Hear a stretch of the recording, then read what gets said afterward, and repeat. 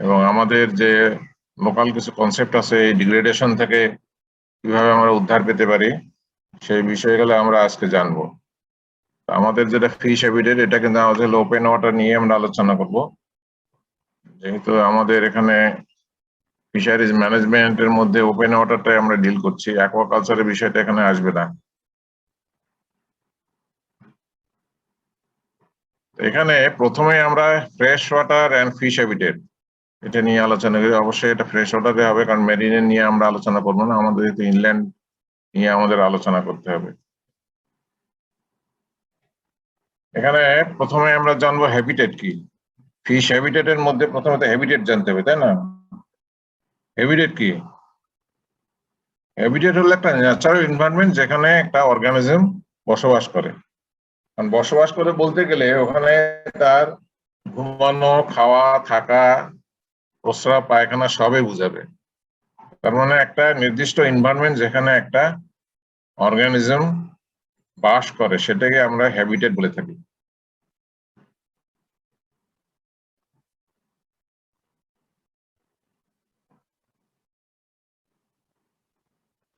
এখানে fish habitat is the place. এখানে fish habitat কি? Fish habitat is the place where fish can find food, shelter, protection and mates for reproduction.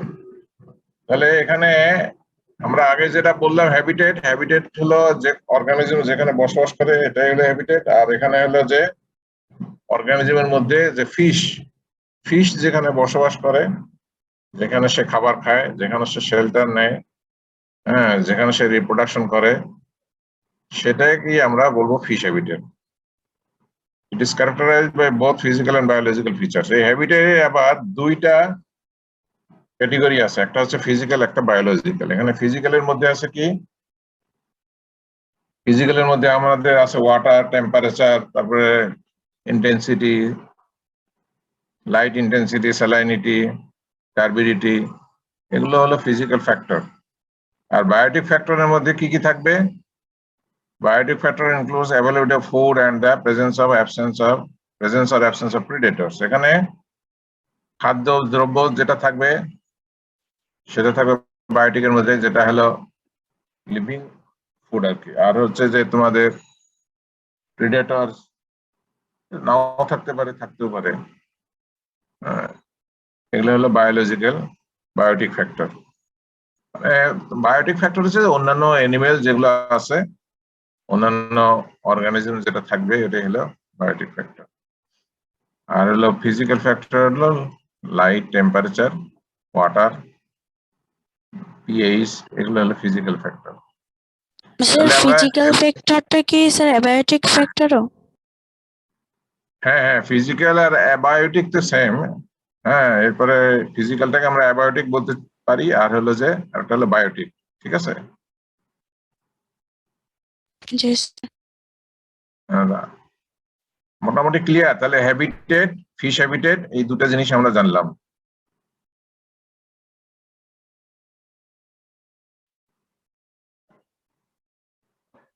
আচ্ছা, এরপরে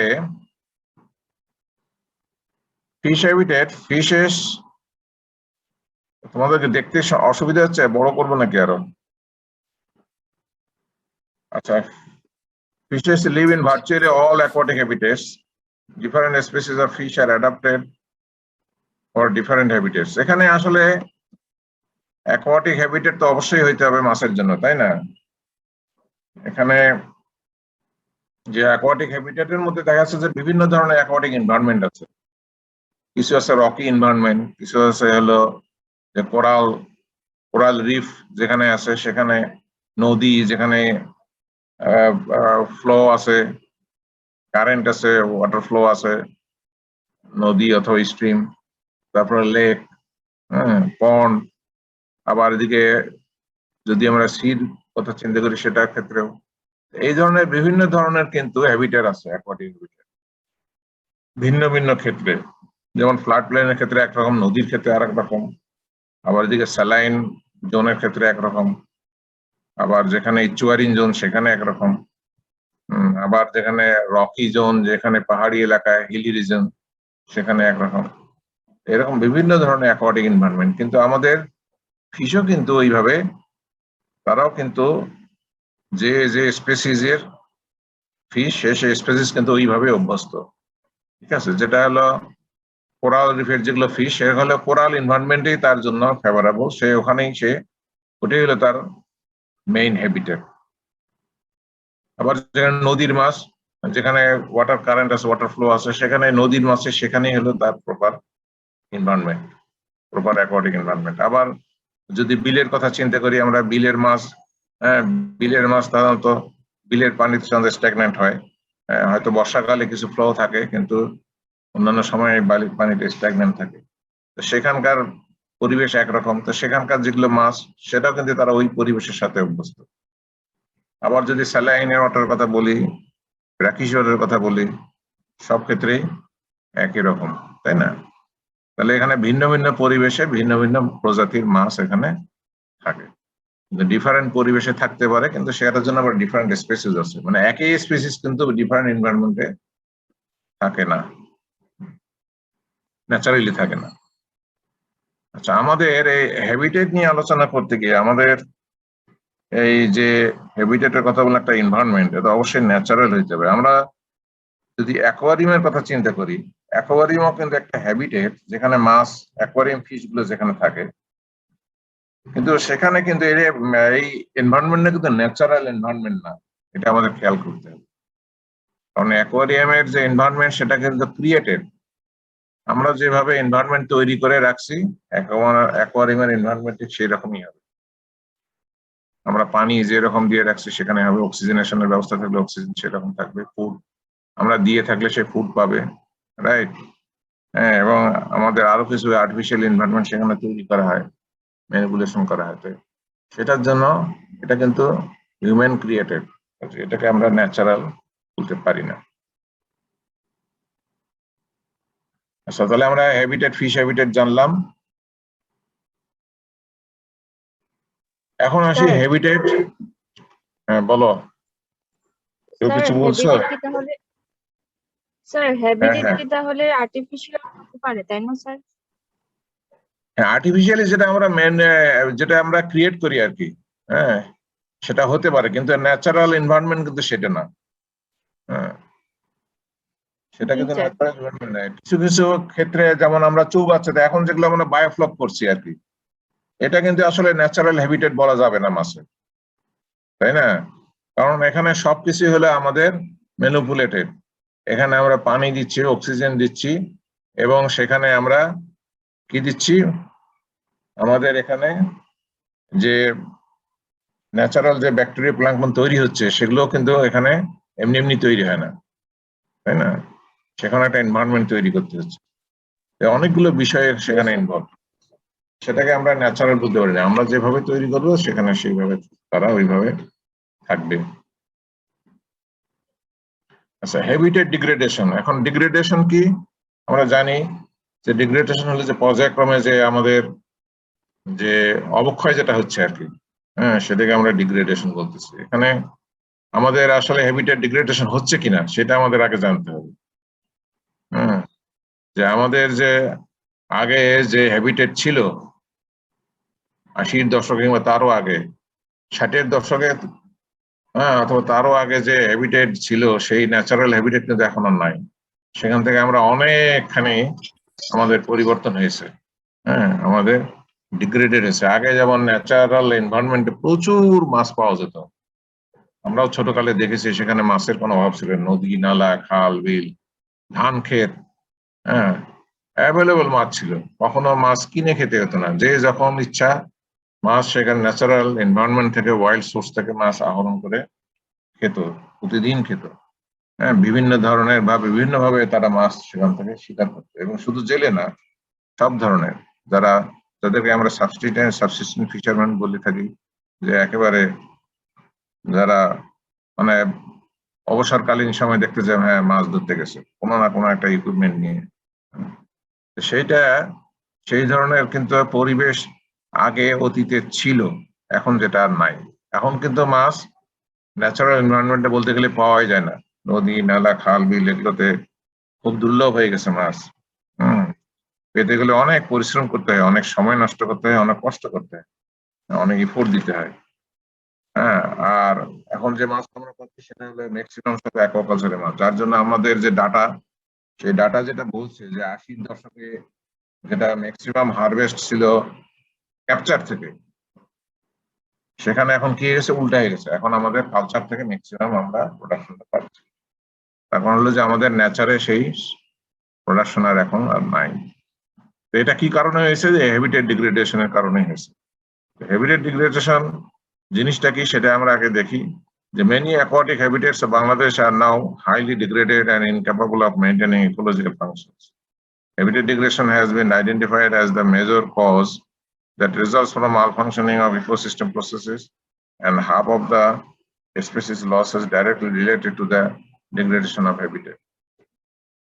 The habitat degradation আসলে এটা এমনি এমনি কিন্তু হয়নি, এটা কিন্তু আসলে হিউম্যান ক্রিয়েটেড। আমরাই কিন্তু এই পরিবেশকে নষ্ট করেছি, আমরা এই হ্যাবিটেটকে ডিগ্রেড করেছি। কারণ হলো যে আমরা দেখা যাচ্ছে যে আমরা কি বোরো ধান চাষ করতে গিয়েছি, সেখানে ফার্টিলাইজার দিয়েছি, ইনসেক্টিসাইড দিয়েছি, তাতে দেখা যাচ্ছে যে আমাদের যে মাছের যে ফিডিং গ্রাউন্ড, ব্রিডিং গ্রাউন্ড যেটা ছিল, ন্যাচারাল যে গ্রাউন্ড গুলো ছিল, সেগুলো নষ্ট হয়ে গেছে। আবার আমরা নদীতে কি করি, কারেন্ট জাল ব্যবহার করি, কারেন্ট জাল ব্যবহার করে মাছ, ডিমওয়ালা মাছ, পোনা মাছ সব আহরণ করছি সমানে, যার কারণে আমাদের মাছের সোর্স কিন্তু অনেক কমে গেছে। যাই হোক, এখন এগুলো আমাদের কারণেই হচ্ছে। আবার আমরা নদীর দুই পাশে বাঁধ দিচ্ছি, বাঁধ দেওয়াতে কি হচ্ছে, নদী ব্লক হয়ে গেল। এই যে মনসুন সিজনে যে পানি ওভারফ্লাডেড হয়ে যাবে উপরে, হ্যাঁ, এবং পানির সাথে মাছও যাবে, গিয়ে সেখানে ব্রিড করবে, সেখানে নার্সিং হবে, তারপরে সেই মাছ আবার ব্যাক করবে, সেই পরিবেশের এখন আর নেই। আমরা নদীর দুই ধারে বাঁধ দিয়ে দিয়েছি আমাদের শহর নগর রক্ষার জন্য এবং ফসলের ক্ষেত রক্ষার জন্য। আমরা দুই পাশে বাঁধ দিয়ে নদীকে ব্লক করে দিয়েছি। এটা হ্যাবিটেট ডিগ্রেডেশনের একটা অন্যতম কারণ। এইসব কারণে আমাদের মাছ কিন্তু এখন আর আগের মতো পাওয়া যায় না। There are two contributors to the processes of habitat degradation. একটা হলো anthropogenic আর একটা হলো ন্যাচারাল। এই যে anthropogenic যেটা, সেটাই হলো হিউম্যান ম্যানিপুলেটেড কিংবা হিউম্যান ক্রিয়েটেড। আর কিছু আছে ন্যাচারাল। ন্যাচারাল যেটা, সেটাও আসলে অ্যাকচুয়ালি ইনডাইরেক্টলি বলা যায় সেটাও হিউম্যান ম্যানিপুলেটেড হতে পারে। কারণ হলো যে আমাদের ন্যাচারাল যদি আমরা বলি যে সিল্টেশন, ন্যাচারাল যে সিল্টেশনটা হচ্ছে, সিল্টেশনটা কেন হচ্ছে, দেখা যাচ্ছে যে আমাদের আপ স্ট্রিমে যেগুলো আমরা গাছপালা সব কেটে ফেলছি, হ্যাঁ, আপ স্ট্রিমে গাছপালা কেটে ফেলার পরে কি হচ্ছে, সেখানে যে যে ইরোশন হচ্ছে, সয়েল ইরোশন। তো সয়েল ইরোশন হলে স্বাভাবিকভাবে সে সয়েল পার্টিকেল গুলোতে এখানে এসে জমবে। আমাদের যেহেতু আমরা একদম ডাউন স্ট্রিমে বসবাস করি, অনেক বড় বড় নদী, বিশেষ করে 5টা বৃহত্তম নদীর ডাউন স্ট্রিমে বাংলাদেশ গিয়ে প্রবাহিত হয়ে এখানে গিয়ে তো বঙ্গোপসাগর গিয়ে পড়ছে। এই ডাউন স্ট্রিমে থাকার কারণে ওই সেই পলিটিক্যাল সয়েল পার্টিকেল গুলো কি হচ্ছে, সেই এখানে এসে ডিপোজিটেড হচ্ছে, যেটা সিল্টেশনের মেইন কারণ। এই সিল্টেশন যদিও ন্যাচারাল বলতেছি, এটা আসলে সিল্টেশন বলা যায় না। আবার যে ক্লাইমেট চেঞ্জ যেটা হচ্ছে, সেটা কিন্তু আসলে আমাদের জন্যই হচ্ছে। কারণ হলো যে আমরা গাছপালা কাটার পরে নেচারকে আমরা নষ্ট করে ফেলেছি, যার কারণে এখন ক্লাইমেট চেঞ্জটাও দেখা যাচ্ছে।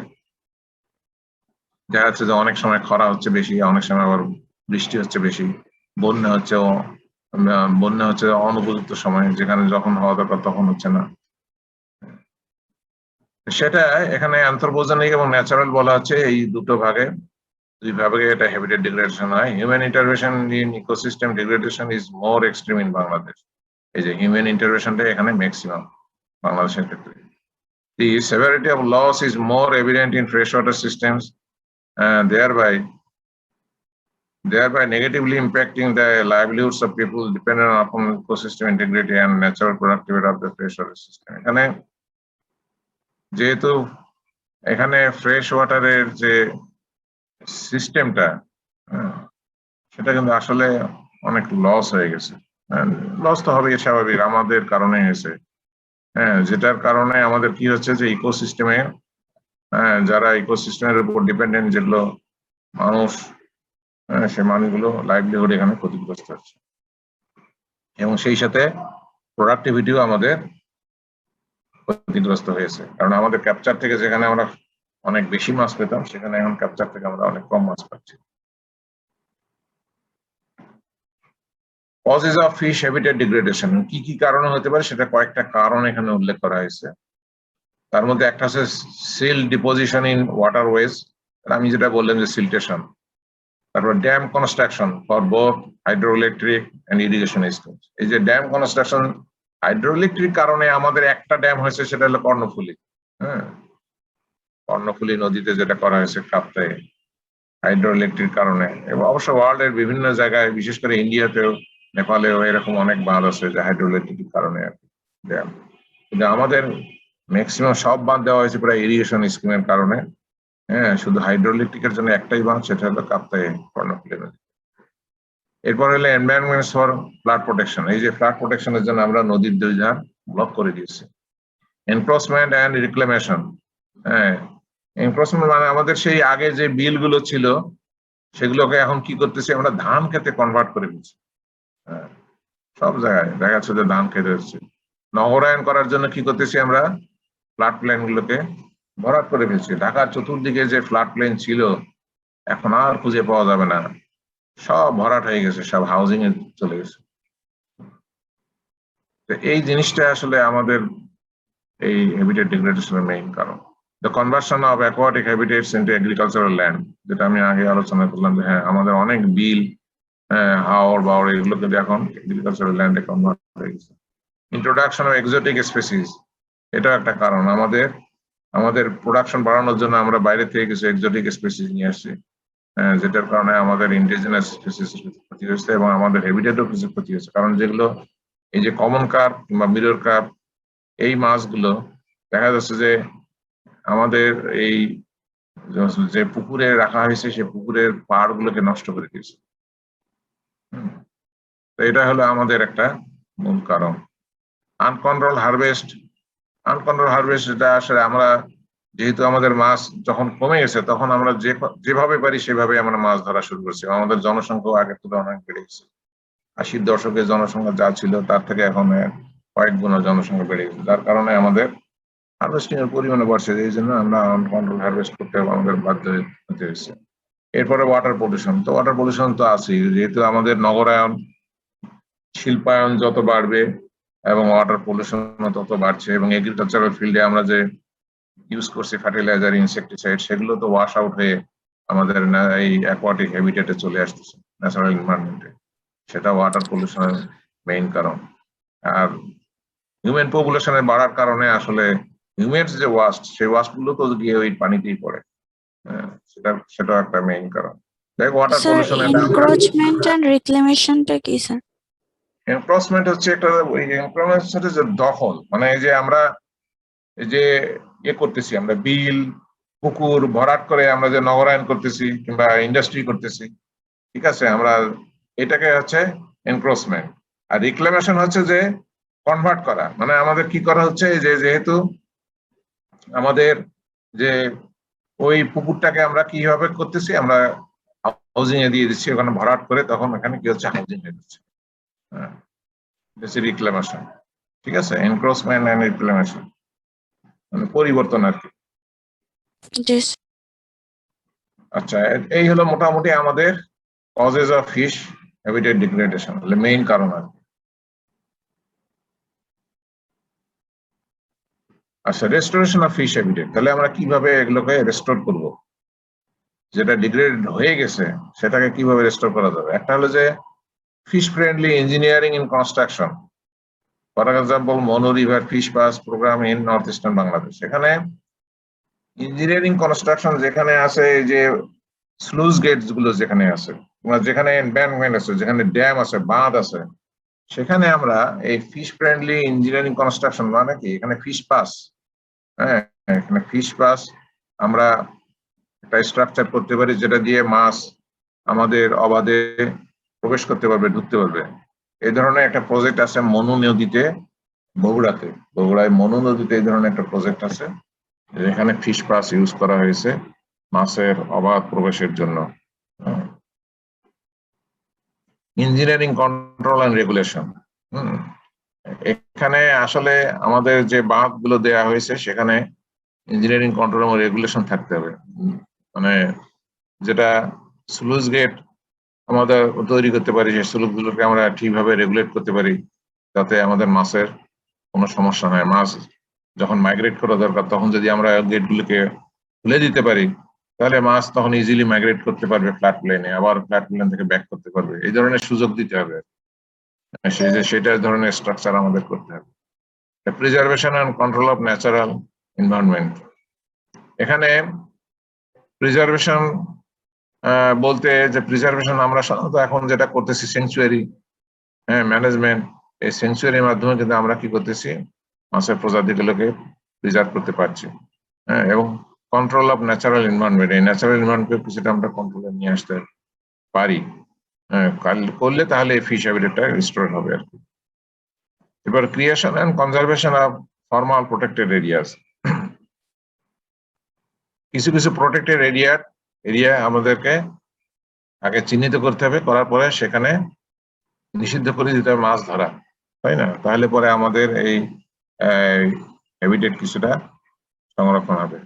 Creation of new habitats as mitigation measures, এছাড়া নতুন নতুন আমাদের হ্যাবিটেটও তৈরি করতে হতে পারে, যেমন অর্থাৎ নতুন নতুন আমরা খনন করলাম, কিংবা নতুন বিল তো আমরা তৈরি করতে পারবো না, যাই হোক এরকম বড় বড় পুকুর আমরা তৈরি করতে পারি, খাল তৈরি করতে পারি, কানেক্টিভিটি নিয়ে আসতে পারি, তো সেগুলোকেও করা যেতে পারে।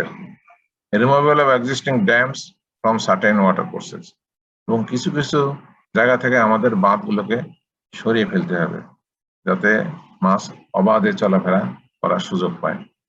এই বিষয়গুলো আমাদের এখানে রেস্টোরেশন অফ ফিশ হ্যাবিটেটের মধ্যে এগুলো চিন্তা করা যেতে পারে। এরপরে আসতেছে local level approaches for habitat restoration. আমাদের হ্যাবিটেট রেস্টোরেশনের জন্য আমাদের স্থানীয় পর্যায়ে যেগুলো আমরা প্র্যাকটিস করে থাকি, সেগুলো এখানে কিছু বিষয় আলোচনা হবে, যেগুলো আমরা প্র্যাকটিস করে থাকি লোকাল পর্যায়ে। Both fishers and fisheries managers and scientists are found to be aware of usual techniques and approaches of local level conservations, which are as follows. কি একটা হচ্ছে যে restoration by agricultural cropping patterns, আমাদের agricultural cropping প্যাটার্নটাকে আমাদের একটু change করতে হবে। যেখানে আমরা বোরো চাষ করছি, বোরো হলো হাইলি ওয়াটার, মানে সবচেয়ে পানি বেশি লাগে আর কি বোরোতে। আমরা যদি সেই ধরনের ক্রপ ইউজ করতে পারি যেখানে পানি কম লাগবে, সেচ কম লাগবে, যেমন আমরা যদি পেঁয়াজ, রসুন এগুলো করতে পারি, ভুট্টা করতে পারি, যে কোনো ধরনের ডাল চাষ করতে পারি, তাহলে দেখা যাচ্ছে যে ওই ক্রপে একটা সেচ দিলেই যথেষ্ট। তাহলে আমাদের কি সারফেস ওয়াটারটা তাহলে ইউজটা কম হবে। কারণ বর্তমানে সেটা হচ্ছে যে আমাদের যত বিল, নদী, খাল বিল আছে, বাওড় আছে, হাওড় আছে, এগুলো থেকে পানি সেচ দিয়ে আমাদের বোরো চাষ করতে হচ্ছে। বোরোটা তো এমন সময়, এখন সিজনে হয় যেখানে সাধারণত ওই সময় কিন্তু পানি থাকে না কোথাও, ওই সময় পানি থাকে না, এবং সেই পানির ব্যবহার করতে হয় আমাদের এইসব জায়গা থেকে। এবং হাইলি ওয়াটার হাঙ্গ্রি প্ল্যান্ট যেহেতু বোরো, এবং সবসময় পানি মজুদ রাখতে হয় এখানে বোরো ফিল্ডে, এই জন্য বোরো পানিতে সবচেয়ে বেশি পানি লাগে। এবং এটা এমন সিজনে হয় যেখানে পানির কিন্তু এই সময় থাকে না কোথাও, কিন্তু আমাদের তখন কি করতে, সার্ভিস ওয়াটার গুলোকে আমরা ইউজ করি ওখানে ইরিগেশনের জন্য। আর কিছু কিছু ক্ষেত্রে গ্রাউন্ড ওয়াটারও ইউজ করা হচ্ছে। গ্রাউন্ড ওয়াটার যেখানে ইউজ করা হচ্ছে সেখানে কিন্তু গ্রাউন্ড ওয়াটার লেভেল নিচে চলে যাচ্ছে, সেটাও আমাদের জন্য ক্ষতিকর।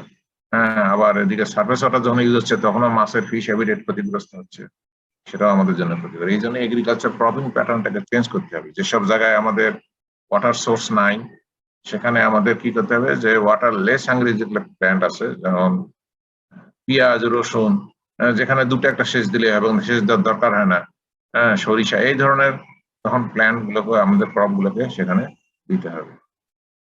Restoration by the maintenance of habitat diversity, এখানে হ্যাবিটেট ডাইভার্সিটি মেইনটেনেন্স করতে হবে আর কি। এটা হলো যে আমাদের যেখানে সংস্কার দরকার, খনন করা দরকার, সেগুলোকে খনন করে নিতে হবে, ঠিক আছে?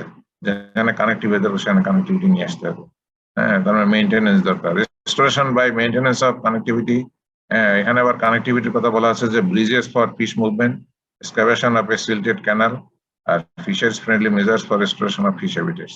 হ্যাঁ, এই তিনটা এখানে কানেক্টিভিটির ক্ষেত্রে যে আমাদের যেখানে রোড আছে সেখানে আমরা বীজ করে দিতে পারি, তাহলে মাছ ইজিলি মুভ করতে পারবে। তারপরে এক্সকাভেশন, সিলটেড ক্যানাল গুলোকে আমরা এক্সকাভেট করে দিতে পারি মোর কানেক্টিভিটির জন্য। হ্যাঁ, তারপরে এখানে fisheries friendly measures for restoration of fish habitat, এখানে আমাদের সেই ধরনের স্ট্রাকচার দিতে হবে যাতে মাছ ইজিলি মুভ করতে পারে।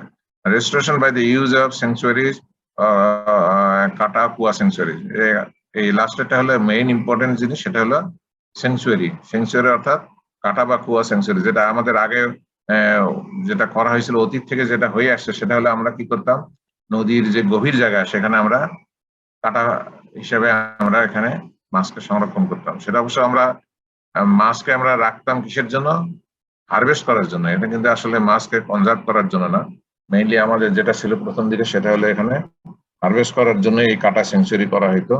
এটা হলো টেম্পোরারি একটা সেঞ্চুরি, কিন্তু পরবর্তীতে এটাকে আমরা একটা পার্মানেন্ট সেঞ্চুরি হিসেবে আমরা রূপ দিয়েছি কিছু কিছু জায়গায়। আচ্ছা, কাটা সেঞ্চুরি কি? কাটা সেঞ্চুরি হচ্ছে যে ব্রাশ পাইল, মেইনলি হচ্ছে কাটা সেঞ্চুরি, সেটাই নিয়ে আমরা এখন আলোচনা করবো। কাটা সেঞ্চুরি হচ্ছে brush pile fisheries in Asian rivers have traditionally been utilized by small scale fishers around the world. এখানে কাটা সেঞ্চুরি কিছুই না, যেখানে গভীরতম জায়গা সেখানে গাছের ডালপালা অথবা বাঁশের কঞ্চি সহ বাঁশ দিয়ে সেখানে একটা শেল্টার তৈরি করে দেওয়া, মাছের একটা টেম্পোরারি শেল্টার তৈরি করা, যেখানে মাছ গিয়ে শেল্টার নিবে। হ্যাঁ, মাছ গিয়ে নিরাপদে সেখানে অবস্থান করতে, এবং পানি অন্যান্য জায়গায় শুকিয়ে গেলেও ঠিক ওই জায়গায় গভীরও, কারণ ওই জায়গায় পানি থাকবে এবং ওই জায়গায় মাছ এসে প্রপারলি সেখানে শেল্টার নিবে। এটা হচ্ছে কাটা century main principle. And such knowledge and such methodologies sometimes serve as alternative and cost-effective approaches to aquatic resource management in place of or in parallel with more convenient conservation practices. Conservation issues are accepted mostly by the fishers, whereas private kata owners are still interested in seeing kata as a fishing device rather than mode of conservation. এখানে যারা privately যে কাটা ওনার যারা আছে, private কাটা owners, এটা কিন্তু mainly এটা করে সংরক্ষণের জন্য না, এটা মেইনলি তারা একটা মানে হারভেস্টিং একটা ট্র্যাপ হিসেবে ইউজ করে এই কাটাটাকে। কম্পোনেন্টস অফ কাটা সেঞ্চুরি, কি কি কম্পোনেন্ট আছে? এটা হলো বাঁশের নলা, অথবা কঞ্চি, তারপর bamboo stick, non living farming and mixing the কাটা zone, protecting from illegal fishing. তারপর হলো গাছের ডাল, ট্রি ব্রাঞ্চেস, এর মধ্যে হলো টারমারিন, ম্যাঙ্গো, হিজল, কোন কোন গাছের ডাল দেওয়া যাবে সেটা। তারপরে শেল্টার, এরপরে হচ্ছে গাছের গোড়া, এরপরে হচ্ছে ওয়াটার হায়াসিন্থ আর এই ইকোরনিয়া ক্রিসিপিস, যেটা হলে আমাদের কচুরিপানা আর কি। এই কচুরিপানাটাও একটা লাইভ লিভিং শেড হিসেবে কাজ করে, এটাকেও আমরা ইউজ করতে পারি আর কি শেল্টার হিসেবে কাটা সেঞ্চুয়ারিতে। এরপরে হচ্ছে কলমি লতা, শেল্টার এন্ড ফুড। এরপরে সহলি, ceratophyllum demersum, fresh laid spawn and young fish protection and food. মানে কি কি, হ্যালেঞ্চা, তারপরে হলো কি রাসনাসি না কি যেন, এগুলো লোকালি বিভিন্ন নামে পরিচিত আর কি। Good habit for carnivore species, যে বিভিন্ন ধরনের আর কি লতা পাতা, এগুলি আমাদের এখানে দেওয়া যেতে পারে এই ইয়েতে আর কি, কাটাতে ইউজ করা হয় আর কি এগুলো সব। হ্যাঁ বলো। আমরা তো হচ্ছে হ্যালিঞ্চা আর হচ্ছে হায়াসিন্থ, এগুলো তো অক্সিজেনের পরিমাণ পানিতে কমায় দেয়। তো এগুলো যদি আমরা ইউজ করি তাহলে তো মাছের ওখানে আশ্রয়স্থল কেমন করে থাকবে ওরা ওই জায়গাতে? এখানে কাটা সেঞ্চুরি ক্ষেত্রে, হ্যাঁ কাটা সেঞ্চুরি তোমার শেল্টার দেওয়ার ক্ষেত্রে যেটা মেইন যেটা সমস্যা হয় সেটা হচ্ছে যে আমাদের যদি আমরা লিভিং কিছু দিয়ে রাখি যেটা ফ্লোটিং হবে, ফ্লোটিং হলে কি হবে, সেটা শেড দিবে এবং সেখানে ফটোসিনথেসিসটা কিছুটা বাধাগ্রস্ত হবে, তাই না?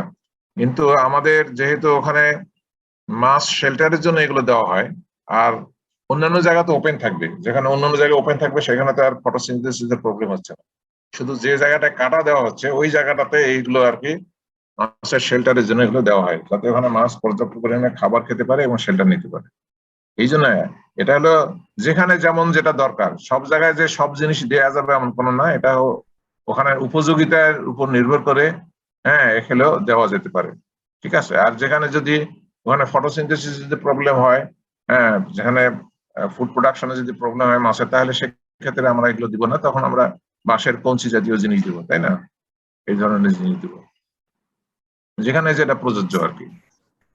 আচ্ছা, এখানে এরিয়া অফ কাটা censoring information is not yet available to quantify mass area. এখানে এরিয়ার কথা বলা হচ্ছে যে বিভিন্ন ধরনের এখানে সাজেশন আছে, তার মধ্যে এখন যেটা আমরা যেটা এই যে আহমেদ যেটা উনি যেটা সাজেস্ট করছে সেটা হলো 0.2 hectare area water area would be required to support a 100 hectare এর ওয়াটার বডি, তার মানে 20% of water body, 20% of water body, এটাকে আমরা এই সেঞ্চুরি অথবা কাটা সেঞ্চুরি হিসেবে আমরা এটা ইউজ করতে পারি।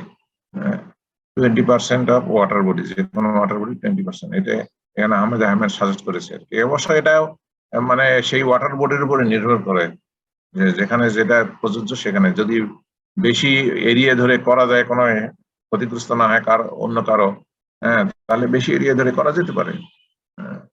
যেমন বাইক কেবিল তো পুরোটাই আমাদের সেঞ্চুরি করা আছে, এখানে নন প্রোটেক্টেড এরিয়া, সেখানে মাছ ধরা নিষেধ পুরোটাই।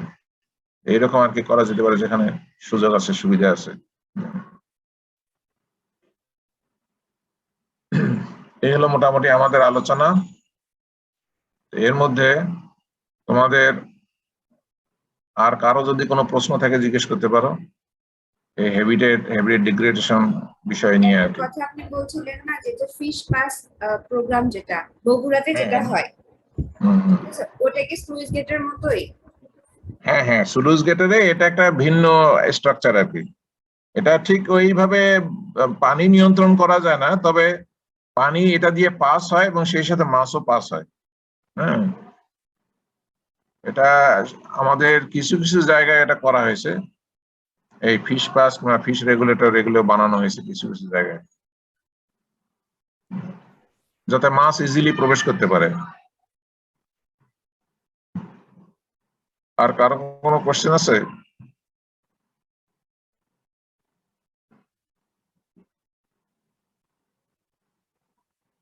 এগুলো আমাদের আসলে অত ডিটেইলস আলোচনা করার সুযোগ নাই, তো আমরা জাস্ট খালি একটু আমরা ধারণা নিয়ে রাখলাম। এরপরে ডিটেইলস যাইতে গেলে তোমাদের ওই বিভিন্ন আলাদা আলাদা সাবজেক্ট যেখানে আছে সেখানে যাইতে হবে। অ্যাকুয়াকালচার ইঞ্জিনিয়ারিং যেখানে আছে সেখানে অ্যাকুয়াকালচার ইঞ্জিনিয়ারিং এ তোমরা এগুলো জানতে পারবে সব। আর কারো কোনো প্রশ্ন না থাকলে আমরা শেষ করে দিতে পারি, 39 মিনিট ক্লাসও শেষ হয়ে যাবে। তাহলে আমাদের আগামী ক্লাস হচ্ছে আবার সোমবার, তাই না?